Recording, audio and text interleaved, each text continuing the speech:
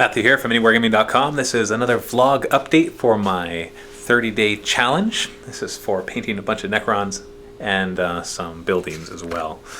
So I want to give you an update. Today is Monday, July 30th. Last week, unfortunately, with the server crashing and needing to get a new server, most of those days were spent in frantic programming and bugs and moving stuff over and hoping that the business didn't go under and everything else. So I didn't have a lot of time. But having said that, I actually did manage to get a lot done over the weekend. So on Friday and Saturday, I painted up all 6 Doom Scythes. And then today, I've actually assembled a bunch of stuff. So I want to show you my progress. So let's start with the Doom Scythes. Well, I shouldn't just say Doom Scythes. It's Doom or Night Scythes, because you can swap out the piece underneath. So a lot of my time was spent trying to figure out how I could paint these quickly in such a way that they'll look good on camera. And I think I achieved that. If you look really closely, you'll see that they're lacking in a lot of detail, but on camera for the battle reports, I think they're going to look great because you're never really looking closely at them. So basically what I did, if you weren't following along with the last video where I talked about painting these, is I sprayed them black, then I put masking tape down, as you can see, and I would cut the masking tape in half lengthwise to get these smaller ones. And then I sprayed that with a blue and then a lighter blue in the front just to give it a bit of shading. And then I painted on the metal areas, as you can see here. So I got all the metal areas, and I also painted on the brighter blue in a bunch of different places as well. Also did metal along here.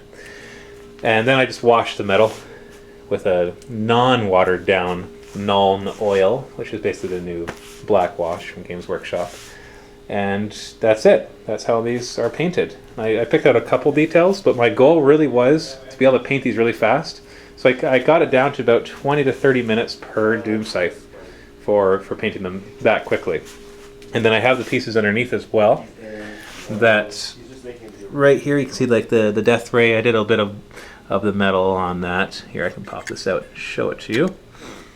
So you don't even have to magnetize these. They snug fit. So you can see it's very simple. Just a little brighter there, because you're not going to see the bottom a lot. So I just wanted to make sure that it was, different enough. So for all you awesome painters out there, you're going to be able to do a way better job than what I did here. But hey, I was able to get these done very quickly. In fact, I'm thinking of starting a new series. Like this whole 30-day challenge thing, I have a funny feeling I'm going to be doing it more often. Now, obviously, I can't do it more than once every 30 days.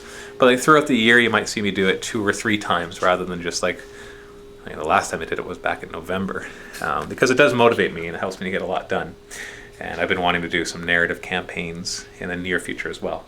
I've also been thinking of doing a 1-day challenge. For example, I'm probably, if I haven't run out of steam after all this, I'm going to do a 1-day challenge where I start with 6 boxes of Doom Scythes. By the end of the day, they're all painted. I think I can do it, because it took me about 25 minutes each to assemble, and probably once I figured it out, about half an hour each to paint. So that's about 6 hours, and in a work day from 9 to 5, minus breaks and everything, I have at least 7 hours. So I should be able to do that. So I'm thinking of doing that. What do you think? Should I do that? Obviously you think I should do that. What kind of dumb question is that? So let's go into my office where I'll show you my other newly assembled models. I have to say, my first wave of Necrons was their old stuff, the old warriors, the immortals that used to be metal but now are plastic. And then I did these guys up, and you really see how much better Games Workshop has got. I'm going to be a little while. So. You're going to be a little while? Yes. So, sorry, I had to tell to somebody else. So, they've really improved their models, and that's what I'm saying. Like, I've always said I like their models, but putting these together, really cool. So what I put together are 2 boxes of Tomb Blades, so there's 6 Tomb Blades. That's basically the Necron jet bikes, as well as 3 of the Spyders, the Tomb Spyders. These guys produce the scarabs. You can actually see the little scarabs in there. Oh, okay, my phone is ringing. 1 second. Okay, I'm back. Anyways, finished phone call. I was talking about, oh yes, the Tomb Blades took a surprisingly long amount, or good amount of time. But look at this. It's just cool. Let's see if I can get a better view. Look at his head.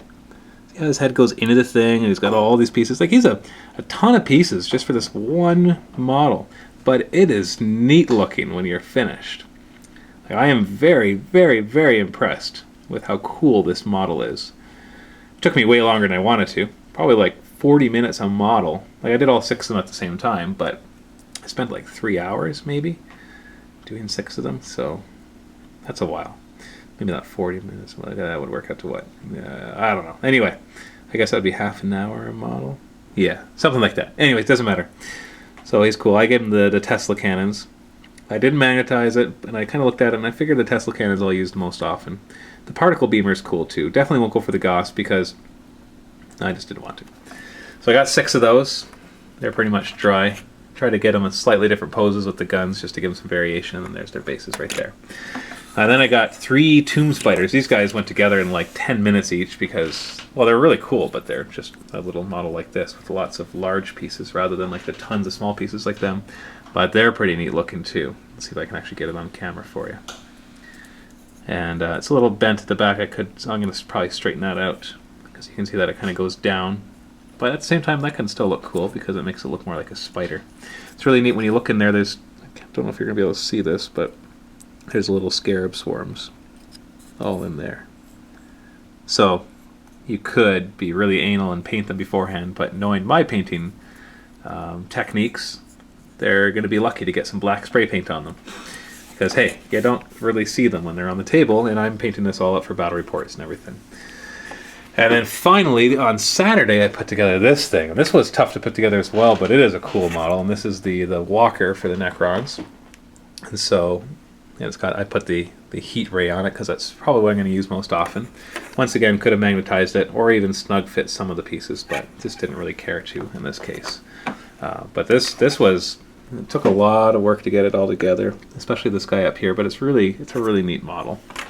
It's kind of basically a defiler for the Necrons, except completely different than a defiler in pretty much every aspect. So that's what I've got so far. What do I have left? I can see all the garbage and stuff. What do I have left to do? I've got the other Stalker, the Triarch Stalker. That's the walker that I just showed you to do. Oh yeah, I'll show you those in a second. I got more defense lines to do. I've already put some of them together. I still got the buildings to do, and then I got the fine cast guys to do as well. But they assemble pretty fast. So, and then of course I got to paint everything. The other thing that I did do was started to paint up the defense lines and the guns as well. Now we had a bunch of guns from other bastions and kits that we had open a long time ago, but I didn't like the way they were painted, so I sprayed them again. So basically the way I sprayed these is I sprayed them black, then I took a green paint and I dusted the green on them, and then I took a brown paint and dusted that lightly on it as well. This still needs to be finished, so I'm going to put some metal on the gun and then just wash it, and that'll be it. I'm not going for super high detail on these just because these will be used more in our battle reports, so they don't need to have tons of detail on them. And they'll also be used for a special scenario. But I'm going to show you the defense lines. I did the same thing, just spraying it black, then dusting green, then dusting brown over them. And, where did I put them? There we are. Got a bunch of them right here. So you can see how these turned out. See if I can get some better lighting. So I like how these turned out. Once again, could put more detail on it, but when I put it down, and we're on a battle report going over it, you're not really going to notice. Orc flyers, we'll see those in a different video. So, like I said, just wanted to do a quick update on everything that's going on. Go ahead and post any questions you have below or any comments or suggestions, and of course I will read them. And also, what other kinds of stuff do you want me to do as I'm doing all this kind of painting and assembling and everything? I can obviously do some Q&A stuff, so just let me know what you want to see. So Matthew from MiniWarGaming, happy wargaming. Oh, hi Dan.